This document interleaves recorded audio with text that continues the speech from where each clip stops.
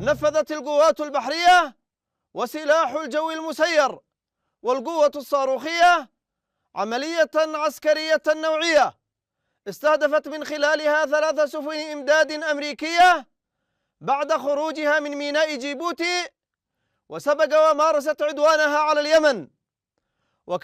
وكذلك استهدفت مدمرتين أمريكيتين في خليج عدن كانت ترافق سفن الإمداد. وقد نفذت العملية بعدد من الصواريخ والطائرات المسيرة، وقد حققت العملية أهدافها بنجاح بفضل الله. ويعد هذا الاستهداف لهذه السفن والمدمرات هو الثاني خلال 10 أيام.